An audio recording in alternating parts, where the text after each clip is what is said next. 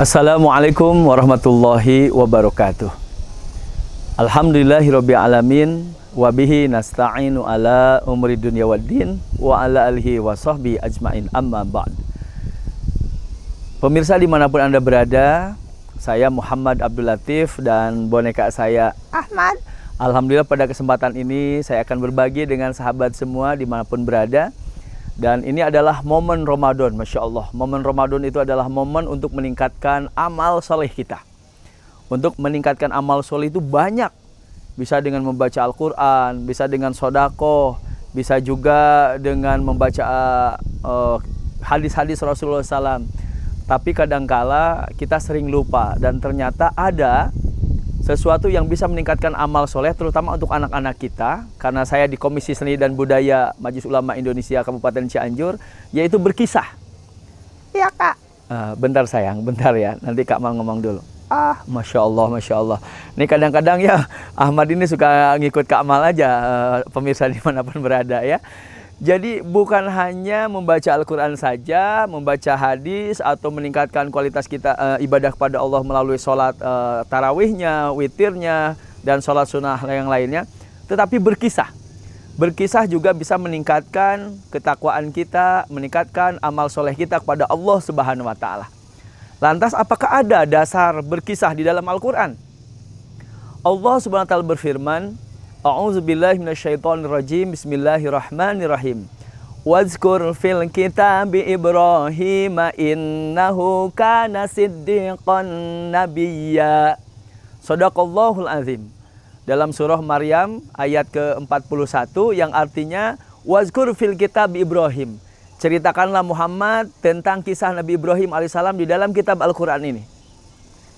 Innahu kana siddiqan nabiyya. Sesungguhnya ia sangat mencintai kebenaran dan juga seorang rasul, seorang nabi. Allahu Akbar. Allah memerintahkan kepada Rasulullah Muhammad SAW untuk berkisah, memberikan kisah-kisah tauladan umat-umat terdahulu. Tujuannya apa? Supaya masyarakat meningkatkan kualitas keimanannya kepada Allah Subhanahu wa Ta'ala. Supaya umat tersadar bahwa ternyata kejadian-kejadian dulu itu menjadi peringatan buat kita, menjadi motivasi buat kita. Itulah pentingnya berkisah.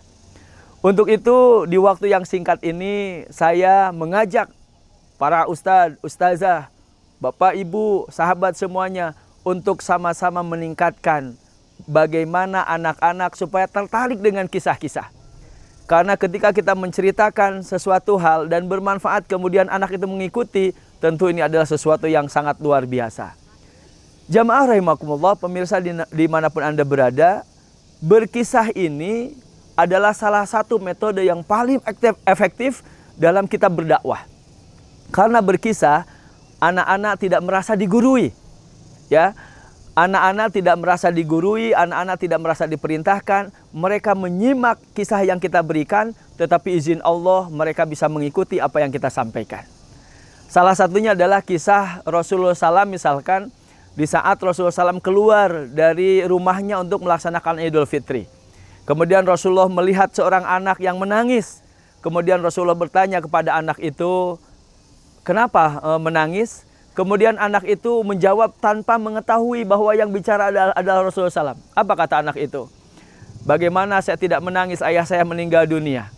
Ayah saya meninggal dunia di saat ikut bersama Rasulullah SAW berperang, membela agama Allah. Kemudian ibu saya menikah lagi dengan ayah baru saya. Dan dia mengambil rumah saya, harta saya. Sehingga saya seperti ini, gak pakai baju, kelaparan. Sementara anak-anak yang lain bermain bersama-sama. Allahu Akbar. Kemudian Rasulullah SAW mengatakan, apakah kamu mau aku sebagai ayahmu, Aisyah sebagai ibumu, Fatimah sebagai saudara perempuanmu, kemudian Ali sebagai pamanmu, dan Hasan Husain sebagai saudara laki-lakimu. Kemudian anak itu mengangguk, sangat mau sekali, kemudian dibawa oleh Rasulullah SAW ke rumahnya. Kemudian anak itu diberikan pakaian yang layak, diberikan harum-haruman, diberikan makanan sehingga kenyang. Dan dia pun bisa bermain dengan anak-anak yang lain. Anak-anak yang lain terkaget. Wah, kamu tadi nangis, kok sekarang kamu bahagia? Apa jawabannya? Tadi saya nangis karena saya lapar. Tadi saya nangis karena saya tidak punya ayah. Sekarang saya sudah punya ayah Rasulullah SAW. Kemudian saya juga udah kenyang karena saya sudah makan. Masya Allah. Kisah ini sebenarnya kalau kita jabarkan lebih panjang lagi, insya Allah akan lebih menyentuh kepada anak-anak kita, agar anak-anak kita meningkatkan kualitasnya menjadi anak-anak yang pemberi, bukan peminta.